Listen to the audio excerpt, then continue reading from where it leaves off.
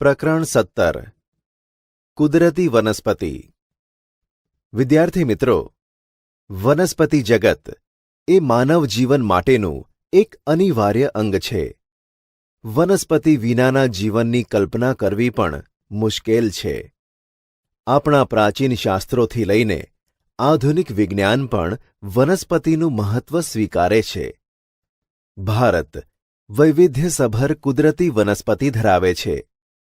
વનસ્પતિના વૈવિધ્યની દ્રષ્ટિએ ભારત વિશ્વમાં 10મું અને એશિયામાં 4થું સ્થાન ધરાવે છે. વૃક્ષોના સમૂહને જંગલો કહે છે અને જે વૃક્ષો માનવની સહાયતા વિના કુદરતી અવસ્થામાં ઉગે છે તે વૃક્ષોના સમૂહને કુદરતી વનસ્પતિ કહે છે. કુદરતી વનસ્પતિ. ભારતની કુદરતી વનસ્પતિમાં રહેલી વિવિધતા અહીં દર્શાવ્યા મુજબના કારણોથી સર્જાય છે. 1. ભૂપૃષ્ઠ. 2. જમીન. 3. તાપમાન. 4. સૂર્યપ્રકાશ. 5. વરસાદનું પ્રમાણ. 6. ભેજ. ભારતમાં પર્વતો, ઉચ્ચ પ્રદેશો, મેદાનો, રણ પ્રદેશો એમ વિવિધ પ્રકારના ભૂપૃષ્ઠના કારણે કુદરતી વનસ્પતિમાં વિવિધતા જોવા મળે છે. ભારતમાં વિવિધ પ્રકારની જમીન આવેલી છે, જેમ કે કાંપની, કાળી, પહાડી, રણ પ્રકારની જમીન વગેરે. આમ જમીનમાં રહેલી વિવિધતા પણ વનસ્પતિ જીવનમાં વૈવિધ્ય લાવે છે. ભારતમાં હિમાલયના ઠંડા પ્રદેશોમાં તેમજ દક્ષિણ ભારતના દ્વીપકલ્પીય વિસ્તારોમાં તાપમાન અને ભેજમાં રહેલો તફાવત પણ કુદરતી વનસ્પતિમાં વિવિધતા લાવે છે. કોઈપણ પ્રદેશમાં મળતો સૂર્યપ્રકાશ તે પ્રદેશના અક્ષાંશ અને સમુદ્રથી તેની ઊંચાઈ પર આધાર રાખે છે. વધુ વરસાદ અને વધુ સૂર્યપ્રકાશ મેળવતા પ્રદેશોમાં વનસ્પતિનો ઝડપી વિકાસ થાય છે. આમ સૂર્યપ્રકાશના કારણે પણ વનસ્પતિમાં વિવિધતા જોવા મળે છે. ભારતમાં વરસાદનું વિતરણ અસમાન છે અને તેના કારણે પણ વનસ્પતિમાં વિવિધતા જોવા મળે છે. ભારતમાં લગભગ 5000 જાતના વૃક્ષો થાય છે. તેમાંથી લગભગ 450 જાતના વૃક્ષો વ્યાપારી દ્રષ્ટિએ ખૂબ ઉપયોગી છે. આ ઉપરાંત લગભગ 15000 પ્રકારના ફૂલવાળા છોડ થાય છે, જે વિશ્વના લગભગ 6% છે. અપુષ્પ વનસ્પતિ જેવી કે હંસરાજ એટલે કે ફર્ન, શેવાળ, કુંજાઈ વગેરે પણ આપણા દેશમાં થાય છે. ભારત પ્રાચીન સમયથી ઔષધીય ઉપયોગિતા ધરાવતી વનસ્પતિ માટે પ્રખ્યાત છે. આયુર્વેદમાં લગભગ 2000 ઔષધીય વનસ્પતિનું વર્ણન કરેલ છે. આમ કહી શકાય કે ભારત વૈવિધ્યસભર કુદરતી વનસ્પતિ ધરાવે છે. કુદરતી વનસ્પતિના પ્રકારો.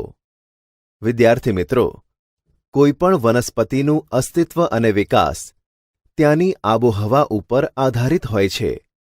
સમાન આબોહવા ધરાવતા પ્રદેશોમાં સામાન્યતઃ સમાન વનસ્પતિ જોવા મળે છે અને આવા પર્યાવરણીય સામ્યતા ધરાવતા પ્રદેશને કે પ્રદેશના સમૂહ જૂથને કુદરતી વનસ્પતિના પ્રદેશો કહે છે.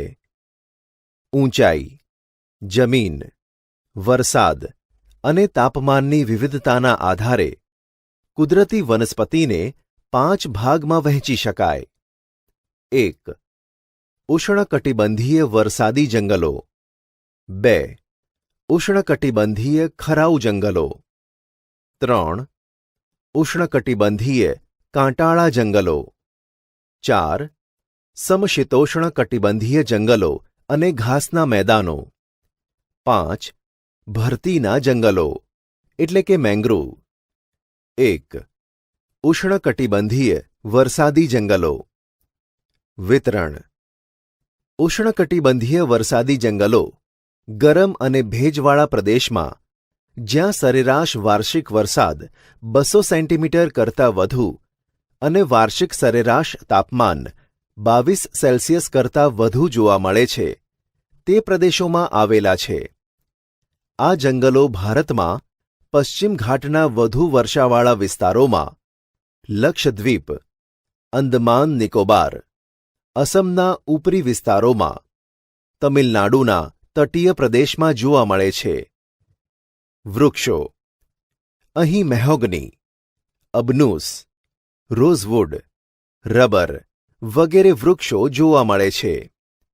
વિશેષતા: અહીંના વૃક્ષો સામાન્ય રીતે 60 મીટરથી ઊંચા હોય છે. ઝાડી ઝાંખરાના કારણે ભેજનું પ્રમાણ વધુ હોય છે. આ જંગલોમાં પાનખર જેવી કોઈ ઋતુ હોતી નથી. આ જંગલો બારેમાસ લીલા રહેતા હોવાથી તેને નિત્ય લીલા જંગલો પણ કહે છે. 2. ઉષ્ણકટિબંધીય ખરાઉ જંગલો. વિતરણ: સામાન્ય રીતે આ જંગલો દેશમાં 70 થી 200 સેન્ટીમીટર સુધીનો વરસાદ ધરાવતા પ્રદેશોમાં જોવા મળે છે. ઉત્તર પૂર્વીય રાજ્યોમાં, હિમાલયના તળેટીના વિસ્તારોમાં, પશ્ચિમ ઓડિશા, છત્તીસગઢ, ઝારખંડ, પશ્ચિમ ઘાટના પૂર્વીય ઢોળાવોમાં, વિંધ્ય અને સાતપુડાના પર્વતોમાં આ જંગલો જોવા મળે છે. ભારતમાં આ જંગલોનું પ્રમાણ વધુ છે. વૃક્ષો: અહીં સાગ, સાલ, સીસમ, ચંદન, ખેર, વાંસ વગેરે વૃક્ષો જોવા મળે છે. વિશેષતા: અહીંના વૃક્ષોની મુખ્ય વિશેષતા એ છે કે પાનખર ઋતુમાં વૃક્ષો 6 થી 8 અઠવાડિયા દરમિયાન પોતાના પાંદડા ખેરવી નાખે છે.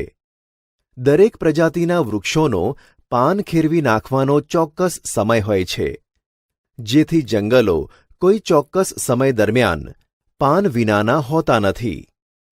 આ જંગલો મોસમ પ્રમાણે પાન ખેરવતા હોવાથી તેને મોસમી જંગલો પણ કહે છે. 3. ઉષ્ણકટિબંધીય કાંટાળા જંગલો. વિતરણ: સામાન્ય રીતે આ જંગલો 70 સેન્ટીમીટર કરતાં ઓછા વરસાદવાળા વિસ્તારમાં જોવા મળે છે. આ પ્રકારના જંગલો ભારતમાં ઉત્તર પશ્ચિમ વિસ્તારોમાં, ગુજરાત, રાજસ્થાન, મધ્યપ્રદેશ, ઉત્તર પ્રદેશ વગેરે વિસ્તારોમાં આવેલા છે. વૃક્ષો: અહીં ખજૂર, બોરડી, બાવળ, થોર, ખીજડો વગેરે જેવા વૃક્ષો થાય છે. વિશેષતા: અહીંના વૃક્ષો અને છોડના મૂળ લાંબા, ઊંડા અને ચારે તરફ ફેલાયેલા હોય છે. પર્ણ નાના હોય છે, જેથી બાષ્પ નિષ્કાસનની પ્રક્રિયા ધીમી રહે. અહીં વૃક્ષો છૂટાછવાયા આવેલા છે. 4. સમશીતોષ્ણ કટિબંધીય જંગલો અને ઘાસના મેદાનો. હિમાલયની વનસ્પતિ. હિમાલય પરની વનસ્પતિ. ઊંચાઈ, ક્ષેત્ર વિસ્તાર, જંગલો, વૃક્ષો. હિમાલયના 1000 મીટરથી 2000 મીટર. ક્ષેત્ર વિસ્તાર: ઉત્તર પૂર્વીય ઊંચા પહાડી વિસ્તાર, પશ્ચિમ બંગાળ અને ઉત્તરાખંડના પહાડી વિસ્તાર. સમશીતોષ્ણ કટિબંધીય જંગલો. ઓક અને ચેસ્ટનટ મુખ્ય વનસ્પતિ. હિમાલયના 1500 થી 3000 મીટર. હિમાલયના દક્ષિણ ઢોળાવ, દક્ષિણ તથા ઉત્તર પૂર્વીય ઊંચાઈવાળા વિસ્તાર. શંકુદ્રુમ જંગલો. પાઇન, દેવદાર, સિલ્વર ફર, સ્પ્રુસ. હિમાલયના 3600 મીટરથી વધુ. હિમાલયના ઊંચા પહાડી વિસ્તાર અને હિમરેખા નજીક. આલ્પાઇન અને ટૂંકું ઘાસ એટલે કે ટુંડ્ર વનસ્પતિ. સિલ્વર ફર અને જુનિફર બર્ચ. વિદ્યાર્થી મિત્રો, શંકુદ્રુમ જંગલોની મુખ્ય વિશેષતા એ છે કે અહીં શંકુ આકારના વૃક્ષો હોય છે, જેની ડાળીઓ જમીન તરફ ઢળતી હોય છે, જેથી હિમવર્ષાના કારણે વૃક્ષો પર પડતો બરફ જમીન તરફ સરકી જાય. વૃક્ષોના પાન લાંબા, અણીદાર અને ચિકાશવાળા હોય છે. આ પ્રકારના પાન લાંબા સમય સુધી ભેજને સંઘરી રાખે છે. 5. ભરતીના જંગલો એટલે કે મેંગ્રુવ. વિતરણ: ભારતમાં દરિયા કિનારે નદીઓના મુખ ત્રિકોણ પ્રદેશમાં ભરતીના જંગલો આવેલા છે. બંગાળાની ખાડીના કિનારાના પ્રદેશોમાં તેમજ ગુજરાતના કેટલાક સાગર કાંઠે દલદલીય વિસ્તારોમાં નાના પાયા પર ભરતીના જંગલો જોવા મળે છે. વૃક્ષો: સુંદરી અને ચેર અહીંની મુખ્ય વનસ્પતિ છે. જંગલોની પેદાશ અને તેની ઉપયોગિતા. વિદ્યાર્થી મિત્રો, જંગલો માનવજાતને અનેક રીતે ઉપયોગી છે. જંગલોમાંથી મળતું ઇમારતી લાકડું, સાગ, સાલ, ફર્નિચર બનાવવા કામ લાગે છે. સુંદરવનમાંથી પ્રાપ્ત થતા સુંદરીના વૃક્ષના લાકડામાંથી હોડી બનાવવામાં આવે છે. હિમાલયના ઠંડા પ્રદેશોમાં થતું દેવદાર ચીડના લાકડામાંથી રમતગમતના સાધનો, ચા અને દવાના પેકિંગની પેટીઓ એટલે ખોખા બનાવવામાં આવે છે. ચીડના રસમાંથી ટર્પેન્ટાઇન બને છે. ચંદનમાંથી સુગંધી તેલ, સૌંદર્યવર્ધક બનાવટો બનાવવામાં આવે છે. વાંસમાંથી ટોપલા, ટોપલી, રમકડાં, ગૃહ સુશોભનની ચીજો બનાવવામાં આવે છે.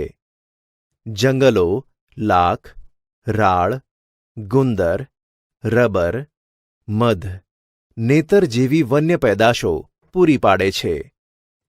આંબળા, બહેડાં, હરડે, અશ્વગંધા વગેરે વનસ્પતિઓ ઔષધીય ઉપયોગિતા ધરાવે છે.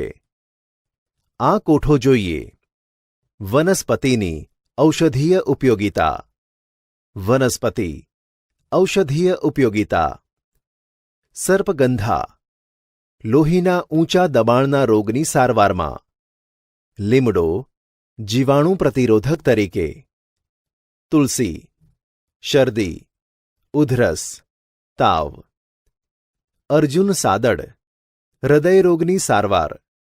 બીલી વાત અને કફ દોષો. ગળો મધુપ્રમેહ, તાવ, સાંધાના દુખાવા. હરડે કબજિયાત, વાળ અંગેના રોગો. આમળા વાયુપિત્તને દૂર કરે, પાચક. કરંજ ચામડીના, દાંત પેઢાના રોગો. આ ઉપરાંત ખાખરાના પાનમાંથી પતરાળા પડિયા, ખેરના લાકડામાંથી કાથો, ટીમરૂના પાનમાંથી બીડી બનાવવામાં આવે છે. જંગલો વનવાસી પ્રજાને આજીવિકા તેમજ ખોરાક પૂરો પાડે છે. આ જંગલો માનવ જીવનને સામાજિક અને આર્થિક વિકાસમાં યોગદાન આપે છે. જંગલોનું પર્યાવરણીય મહત્વ. વિદ્યાર્થી મિત્રો, જંગલોનું પર્યાવરણીય મહત્વ આ મુજબ છે. જંગલો વરસાદ લાવવામાં ઉપયોગી છે. વાતાવરણને વિષમ બનતું અટકાવે છે. પ્રાણદાયી વાયુ ઓક્સિજન પૂરો પાડે છે. જંગલો પૂર નિયંત્રણ કરે છે. કાર્બન ડાયોક્સાઇડ જેવા હાનિકારક વાયુનું શોષણ કરે છે. જંગલો જમીન ધોવાણ અટકાવે છે. જંગલો ભૂમિગત જળને જાળવી રાખે છે. જંગલો રણને આગળ વધતું અટકાવે છે. હવા પ્રદૂષણ ઘટાડવામાં જંગલો ઉપયોગી છે. જંગલો કુદરતી સૌંદર્યમાં વધારો કરે છે. જંગલો હવાને શુદ્ધ કરે છે. વન્યજીવ સૃષ્ટિને કુદરતી આશ્રય સ્થળો પૂરા પાડે છે. જંગલો સાહસિક પ્રવાસન પ્રવૃત્તિ માટે આદર્શ ક્ષેત્રો છે. રાષ્ટ્રીય ઉદ્યાનો અને અભયારણ્યો તથા જૈવ વિવિધતાના સંદર્ભે આવા કેટલાક જંગલો આરક્ષિત કરવામાં આવે છે. જંગલ સંરક્ષણ. વિદ્યાર્થી મિત્રો, વનસ્પતિ જીવન, પ્રાણી જીવન અને માનવ જીવનના આંતરસંબંધોથી પારિસ્થિતિક તંત્રનું સર્જન થાય છે. પરંતુ માનવની પર્યાવરણ વિરોધી પ્રવૃત્તિ અને માનસિકતા તથા સ્વાર્થવૃત્તિના કારણે પારિસ્થિત તંત્રમાં ખલેલ પહોંચી છે. જંગલોના વિનાશ માટે માનવની જમીન મેળવવાની ભૂખ સૌથી વધુ જવાબદાર છે. આ ઉપરાંત વસ્તી વધારો, ઉદ્યોગોને રહેણાંકી વિસ્તારથી દૂર લઈ જવાની નીતિ, શહેરીકરણ, બહુહેતુક યોજનાઓ, સડકોનું નિર્માણ કાર્ય, ઇમારતી અને બળતણ લાકડું મેળવવા ઝૂમ ખેતી, દાવાનળ વગેરે કારણોથી જંગલોનો વિનાશ થઈ રહ્યો છે. જંગલોનો વિનાશ થવાથી પર્યાવરણની સમતુલા ખોરવાઈ છે. જંગલોનો વિનાશ થવાથી પર્યાવરણને ઘણી વિપરીત અસરો ઊભી થઈ છે, જેમાં વરસાદનું પ્રમાણ ઘટવું, દુષ્કાળ, ગ્લોબલ વોર્મિંગ એટલે કે વૈશ્વિક તાપવૃદ્ધિ, ગ્રીનહાઉસ ઇફેક્ટ એટલે કે હરિતગૃહ પ્રભાવ, રણીકરણ, વન્યજીવો નિરાશ્રિત થવા વગેરે. 1952ની રાષ્ટ્રીય નીતિ પ્રમાણે દેશમાં 33% ભૌગોલિક વિસ્તારમાં જંગલો હોવા જોઈએ. ભારતમાં આશરે 23% વિસ્તારમાં જંગલો આવેલા છે, જ્યારે ગુજરાતમાં જંગલોનું પ્રમાણ લગભગ 10% છે. આમ જંગલ વિનાશને અટકાવવો આવશ્યક છે અને તે માટે વન સંરક્ષણ અને વન સંવર્ધન કરવું જરૂરી છે. જંગલોના જતન માટેના ઉપાયો. વિદ્યાર્થી મિત્રો, જંગલોનું જતન અને સંવર્ધન કરવાના હેતુથી ભારત સરકારે 1952માં રાષ્ટ્રીય વન નીતિ અમલમાં મૂકી. 1980માં સંસદે વન સંરક્ષણ અધિનિયમ પસાર કર્યો અને 1988માં નવી રાષ્ટ્રીય વન નીતિ જાહેર કરી. જંગલોના જતન માટે આ મુજબના ઉપાયો હાથ ધરવા જોઈએ. 1. જંગલો એ આપણું રાષ્ટ્રીય સંસાધન છે અને તેનું જતન કરવું એ આપણી નૈતિક ફરજ છે તેવી સમજ કેળવવી. 2. વૃક્ષછેદન અટકાવવું. ગેરકાયદેસર વૃક્ષ કાપનારને કડક સજા કરવી. 3.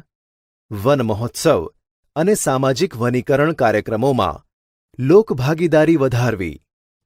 પડતર જમીન, નદી, રેલવે, સડકોની બંને બાજુમાં વૃક્ષારોપણ અને સંવર્ધન કરવું. 4. પર્યાવરણ શિક્ષણ અને શાળાકીય અભ્યાસક્રમો દ્વારા પર્યાવરણ જાગૃતિ લાવવી. પર્યાવરણને લગતા દિવસોની ઉજવણી કરવી. 5. જંગલોમાં આગ ન લાગે તેની તકેદારી રાખવી અને આગ લાગે તો ત્વરિત શમન કરવું. 6. ઊર્જા મેળવવા ઉપયોગમાં લેવાતા આવતા લાકડાના સ્થાને સૌર ઊર્જા, બાયો ઊર્જા, પવન ઊર્જા જેવા ઊર્જાના પુનઃપ્રાપ્ય સ્રોતોનો ઉપયોગ કરવો. 7. પ્રચાર પ્રસાર માધ્યમો દ્વારા લોકોને જંગલોનું મહત્વ સમજાવી આ બાબતે લોકજાગૃતિ લાવવી.